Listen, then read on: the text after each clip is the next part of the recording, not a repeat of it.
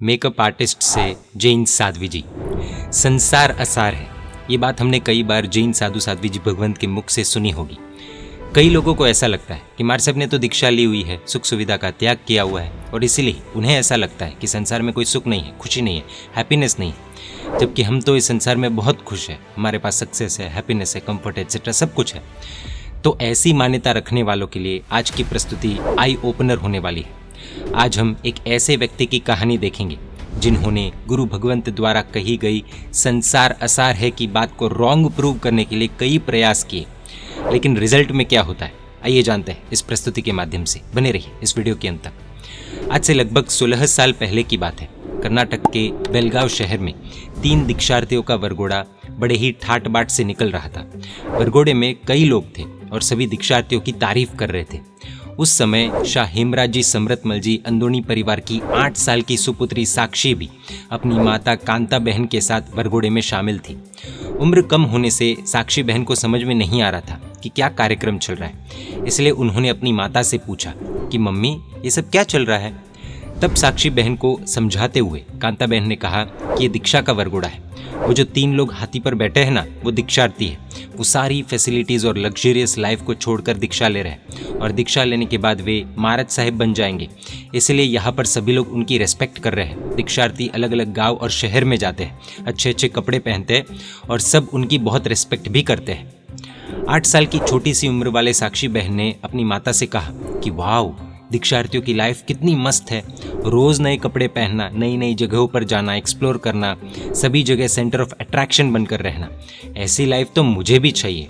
साक्षी बहन को कांता बहन ने कहा कि अगर ऐसी लाइफ चाहिए तो दीक्षा लेनी पड़ेगी और महाराज साहब बनना पड़ेगा, क्योंकि महाराज साहब बनने से पहले ही ऐसी लाइफ मिलती है। साक्षी बहन ने घर आकर अपने पापा किरण भाई से पूछा कि पापा अगर मैं दीक्षा लूँगी तो क्या आप मुझे सब्यसाची का लहंगा दिलाएंगे क्या।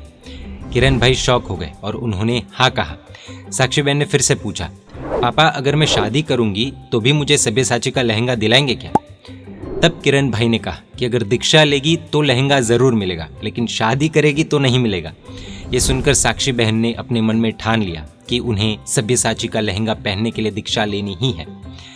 जब साक्षी बहन 12 साल के थे तब स्कूल हॉलीडेज़ के दौरान उनके बहन आशिका जी ने उनकी इच्छा को जानते हुए साक्षी बहन से कहा कि तुझे सब्यसाची का लहंगा चाहिए ना, दीक्षा लेनी है ना, तो चल महाराज साहब के पास रहने चलते हैं। साक्षी बहन ने भी हॉलीडेज़ में टाइम पास हो जाएगा ये सोचकर हाँ कर दी।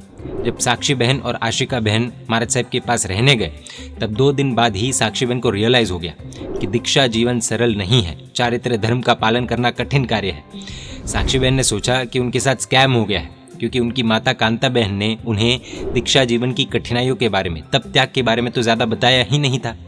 लेकिन साक्षी बहन के मन में सब्यसाची का लहंगा पहनने की प्रबल इच्छा थी, जिससे उन्होंने ये सोचा कि कुछ जुगाड़ तो करना पड़ेगा वरना लहंगा नहीं मिलेगा।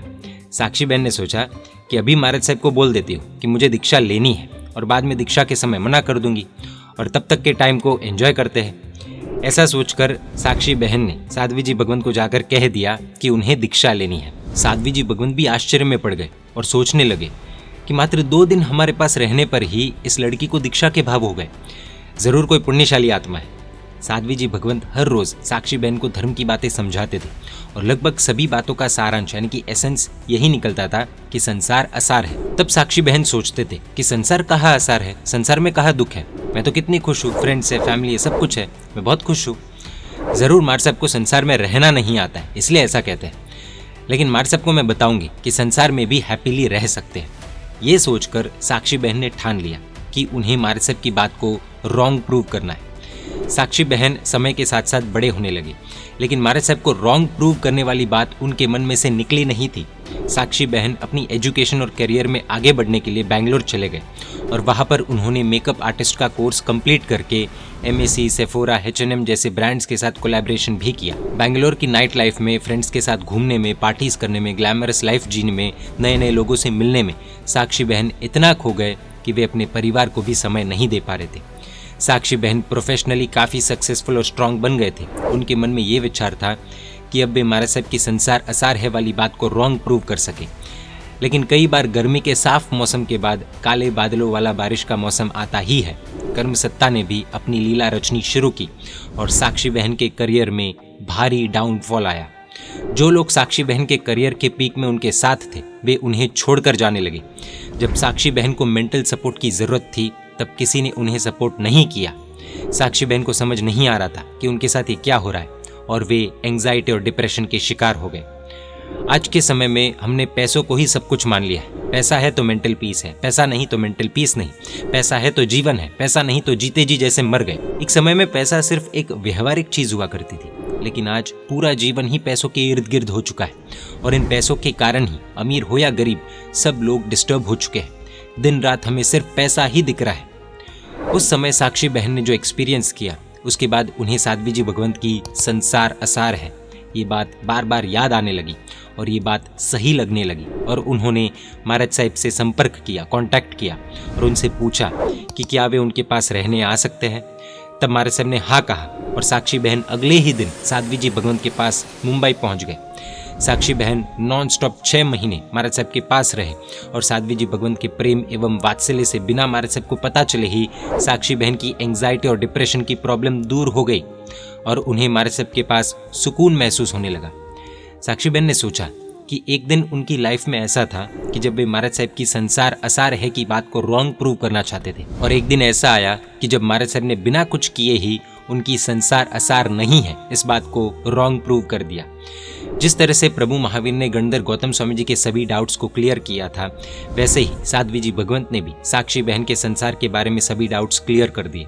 साक्षी बहन वापस अपने घर गए और कुछ समय में उनका करियर पहले से भी ज़्यादा सक्सेसफुली सेट हो गया और मेटीरियलिस्टिक पॉइंट ऑफ व्यू से भी उनकी लाइफ सेट हो चुकी थी, यानी कि उनके क्लोजेट में सिर्फ ब्रांडेड कपड़े ही थे और साक्षी बहन कभी शॉपिंग करते समय प्राइस टैग देखकर शॉपिंग नहीं करते थे, बल्कि जो उन्हें पसंद आता था वे उसी समय उसे खरीद लेते थे बिना प्राइस टैग देखे। सबसे महत्वपूर्ण बात यह है कि इस बार सक्सेसफुली सेट होने के बाद भी साक्षी बहन के मन में महाराज साहब के पास रहकर आने से धर्म के, जयना के, जीवदया के जो संस्कार पड़े थे वे उन्हें भूले नहीं।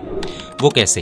तो साक्षी बहन जहाँ भी मेकअप आदि करने जाते वहाँ पर वे जमीन कंद और रात्रि भोजन का त्याग करते थे और क्रुएल्टी फ्री मेकअप प्रोडक्ट्स द्वारा ही मेकअप करते थे ताकि जीव हिंसा का दोष न लगे। साक्षी बहन के करियर के वापस सेट हो जाने के बाद उनके जो करीबी उन्हें कठिन समय में छोड़कर चले गए थे, साक्षी बहन की सक्सेस और ग्रोथ को देखकर वापस उनके पास आने लगे। ये सब देखकर साक्षी बहन के मन में संसार असार है ये बात और मजबूत हो गई। अब उनके मन में वैराग्य के और दीक्षा लेने के भाव जागृत हो गए। इस बार लहंगा मिले तो दीक्षा ये वाले भाव नहीं थे। उन्होंने सोचा कि ये संसार कितना अनस्टेबल और स्वार्थ से भरा हुआ है। आज मेरा नेम है, फेम है तो हर कोई मेरे पास है और कल अगर ये नहीं रहेगा तो वापस मुझे सब छोड़कर चले जाएंगे। मुझे फिर से डिप्रेशन और एंग्जाइटी इश्यूज फेस करने पड़ेंगे। नहीं, मैं ऐसा नहीं चाहती हूँ। मुझे इस संसार में नहीं रहना है। मुझे परमानेंट सुख चाहिए और इसीलिए मुझे दीक्षा ही लेनी है और उसके लिए मुझे कठिन पुरुषार्थ करना पड़ेगा। ये सोचकर मुमुक्षु साक्षी बहन दीक्षा ग्रहण करने के लिए, खुद को रेडी करने के लिए परमात्मा से भावपूर्वक प्रार्थना करने लगे। साक्षी बहन का पुरुषार्थ रंग लाया और उनके चारित्र मोहनीय कर्म टूट गए। उनके परिवार ने उन्हें दीक्षा लेने की अनुमति प्रदान की और 5 नवंबर 2023 को गुरु भगवंत ने मुमुक्षु साक्षी बहन को दीक्षा का मुहूर्त प्रदान किया। प्रैक्टिकली कहे तो हम में से अधिकतर लोग दीक्षा नहीं लेने वाले, ज्यादातर गृहस्थ के रूप में ही जीवन बिताने वाले, लेकिन हम इनकी लाइफ स्टोरी से इतना तो समझ सकते हैं कि पैसा सब कुछ नहीं होता। आज के समय में पैसा होना आवश्यक है, मानते हैं, लेकिन हमारा जीवन पैसों के इर्द गिर्द ही रखना यानी कि अपना मेंटल पीस खोने जैसा है और मेंटल पीस खोना यानी कि अगला भव बिगाड़ने जैसा है। परम पूज्य गच्छाधिपति आचार्य भगवान श्रीमद विजय जयानंद श्रीश्वर जी महाराज साहब, परम पूज्य आचार्य भगवान श्रीमद विजय दिव्यानंद श्रीश्वर जी महाराज साहब एवं परम पूज्य विदुषी साध्वी वर्या श्री मणिप्रवासी जी महाराज साहब के मंगल आशीष से एवं परम पूज्य साध्वी जी भगवान श्री मोक्षमाला श्री जी महाराज साहब आदि साधु साध्वी जी भगवंतों की पावन निश्रा में मुमुक्षु साक्षी बहन की दीक्षा पोष सुदी 12 तारीख 22 जनवरी 2024 के दिन मोहनखेड़ा तीर्थ में होगी। ये पावन दिन उनके लिए बहुत बड़ा होने वाला है। साक्षी बहन का संयम जीवन सफल बने, यही वीतराग प्रभु से प्रार्थना। जय जिनशासन, जय महावीर।